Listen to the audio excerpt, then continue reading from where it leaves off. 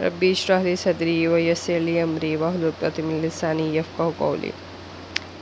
ہاں جی، تو ہم نے یہاں تک پڑھا تھا کہ اثر و سنادید میں جہاں انشاء پردازی سے کام لیا وہیں اسی طرز کو پڑھتا۔ اب ہم اثر و سنادید، میں نے آپ کو بتایا کہ سر سید احمد خان نے دلی کے عمارتوں پر ایک تصنیف تحریر کی تھی جو اثر و سنادید کے نام سے اردو زبان میں لکھی گئی۔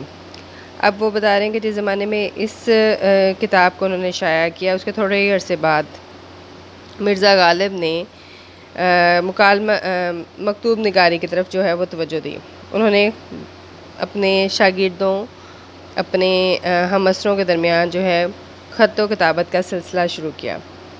اب خط و کتابت وہ جب کرتے تھے تو باہم انہوں نے، ظاہری بات ہے آپ جانتے ہو کہ مرزا غالب نے جو بھی صنف اپنائی اس میں انہوں نے روایت سے ہٹ کر جو ہے وہ کچھ نئے رجحانات، کچھ نئی روش اختیار کی۔ انہوں نے کچھ ایسے راستے نکالے جو اس پہ پہلے لوگوں نہیں چلے تھے۔ یہاں پر بھی وہ اس بات کو لکھتے ہیں کہ چونکہ وہ جس طرف متوجہ ہوتے تھے اپنا کوچہ الگ نکال کے رہتے تھے، اس لیے انہوں نے اپنے تمام ہمسروں کے برخلاف مکاتبے کو مکالمہ کر دیا۔ مطلب اس سے پہلے جب خطوط لکھے جاتے تھے تو اس میں بڑے بڑے القابات استعمال کیے جاتے تھے، بہت زیادہ تصنع اور تکلف کی زبان کو برتا جاتا تھا۔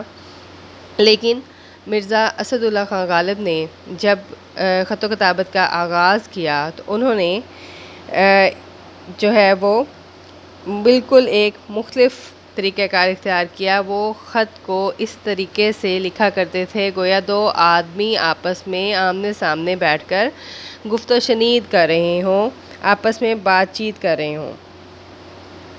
اس کے ساتھ بہت سے خطوط میں انسانی جذبات، مثلاً رنج و غم، مسرت، الم، حسرت، بے کسی کو نہایت خوبی سے ادا کیا۔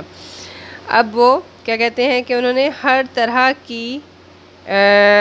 طرح کے جذبات کی عکاسی ان کے خطوط میں ہمیں دکھائی دیتی ہے۔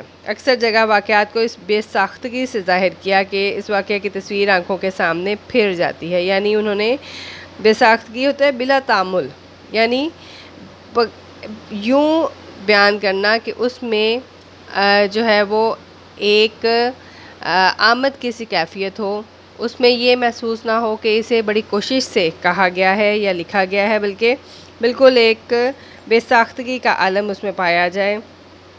اس لحاظ سے یہ کہنا بیجا نہیں، یعنی کہ یہ نامناسب بات نہیں ہوگی۔ اردو انشاء پردازی کا جو انداز اور جس کے مجدد امام کسے کہا جاتا ہے؟ جنہوں نے مجدد کہا جاتا ہے کسی بھی چیز کو نئی شکل عطا کر دینا، یعنی دوبارہ سے زندہ کر دینا، اس کی تجدید کر دینا۔ ٹھیک ہے، تو وہ کہتے ہیں کہ اس کا سنگ بنیاد دراصل غالب ہی نے رکھا تھا۔ یعنی انہوں نے جو اسلوب اپنایا یا جس طریقہ کار میں انہوں نے اپنی تحریر نگاری کا آغاز کیا، وہ در حقیقت مرزا غالب نے ہی اس کی ابتدا کی تھی، وہی اس کے جو ہے وہ پیش امام تھے۔ اسی زمانے میں ہندوستان کے ہر حصے میں کثرت سے اردو اخبارات جاری ہو گئے اور انشا پردازی کو روز بروز ترقی ہوتی گئی۔ اخبارات کو ہر قسم کے اخلاقی، تمدنی، ملکی، مذہبی، تاریخی مسائل سے کام پڑتا تھا، اس لیے ہر قسم کے مضامین لکھے گئے۔ تاہم انشا پردازی کا کوئی خاص سٹائل متعین نہیں ہوا تھا۔ یعنی کہتے ہیں کہ اس سے پہلے جو مضامین لکھے گئے تھے اس میں ایک خاص طریقہ کار مقرر نہیں کیا گیا تھا۔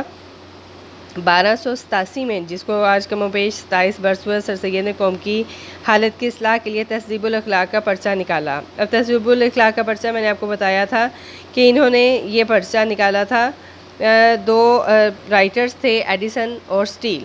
انہوں نے اسپیکٹیٹر اور ٹیٹلر کے نام سے دو رسائل نکالے تھے، جس میں انہوں نے اپنے جو ہے مغربی معاشرت کو، مغربی تہذیب کو لوگوں کے درمیان جو ہے اس کو بتانے کے لیے، سمجھانے کے لیے وہ رسائل نکالے تھے تو اسی طرز پہ سر سید احمد خان نے اپنی قوم کی اصلاح کا چونکہ بیڑا اٹھایا تھا، اور اپنی قوم کی خدمت کے لیے انہوں نے تہذیب الاخلاق کے نام سے ایک پرچہ نکالا تھا جو کہ اردو میں لکھا گیا تھا، اور جس کا انداز کم و بیش وہی تھا جو اسپیکٹیٹر اور ٹیٹلر کا تھا۔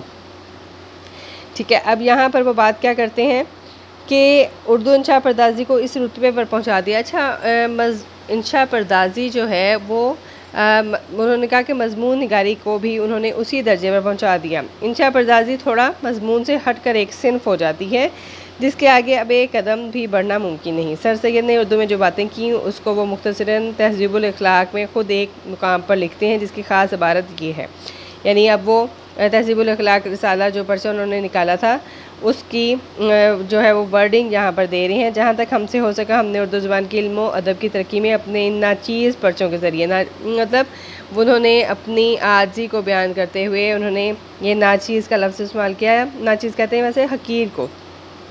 مضمون کے ادا کا ایک سادہ سیدھا طریقہ اختیار کیا، رنگین عبارت سے تشبیہات و استعارات خیالی سے بھری ہوئی ہیں اور جس کی شوکت صرف لفظوں ہی لفظوں میں رہتی ہے اور دل پر اس کا کچھ اثر نہیں ہوتا، پرہیز کیا۔ وہ کہتے ہیں کہ میں نے لفاظی کا استعمال اس میں کم کیا ہے، میں نے اس میں بناوٹ، اس میں تصنع کو کم سے کم بڑھتا ہے، بلکہ میں نے کوشش یہ کی ہے کہ میں بات اس طرح سے ادا کروں کہ وہ قاری کے ذہن میں، اس کے دل میں اس کی جو ہے وہ بیٹھ جائے، اس پر اثر کرے۔ اس میں کوشش کی کہ جو کچھ لطف و مضمون کے ادا میں ہو، جو اپنے دل میں ہے وہی دوسرے کے دل میں پڑے تاکہ دل سے نکلے اور دل میں بیٹھے۔ مطلب جو میں آپ کو بیان کرنا چاہ رہا ہوں میں چاہتا ہوں کہ وہ ایز اٹ از آپ کے جو ہے وہ دل میں وہ چیز اتر جائے۔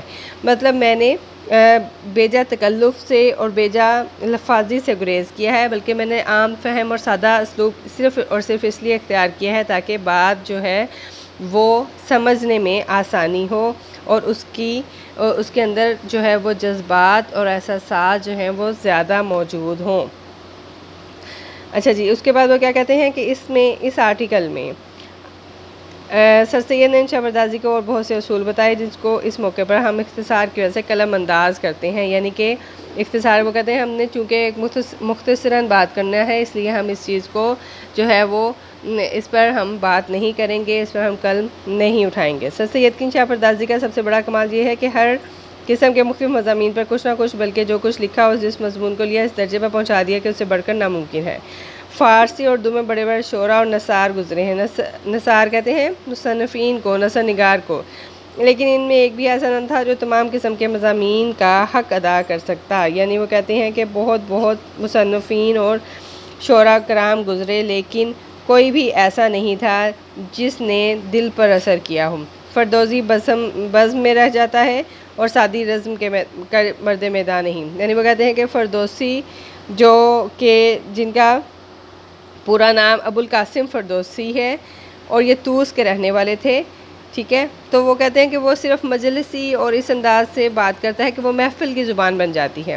اور جو سعدی ہیں، شیخ سعدی کو آپ جانتے ہیں، ان کا نام سعدی شیرازی چونکہ یہ شیراز سے تعلق رکھتے تھے اس لیے ان کے نام کا حصہ بن گیا۔ وہ کہتے ہیں کہ وہ جب بات کرتے ہیں تو وہ اس میں میدان جنگ سے متعلق کوئی بات نہیں ہوتی، وہ ایسے مضامین کو بیان کرنے سے آ رہی ہیں، بلکہ وہ صرف دل کی کیفیات کو، اندرونی کیفیات کو بیان کرتے ہیں۔ یعنی انہوں نے بتانے کا مقصد کیا ہے کہ یہاں پر شعراء کرام کا انہوں نے تذکرہ اس لیے کیا کہ ہر شاعر کا موضوع جو ہے وہ دوسرے سے مختلف ہے۔ جیسا کہ ہم جانتے ہیں کہ میر درد نے تصوف پہ لکھا، ولی جو تھے وہ حسن پرست شاعر تھے، جو اسی طرح سے یہ یہاں پر وہ فردوسی کا بتا رہے ہیں کہ وہ انہوں نے صرف اور صرف مجلسی زبان استعمال کی، اور جو شیخ سعدی ہیں وہ بھی میدان جنگ کے حوالے سے بات کرنے سے آ رہی ہیں۔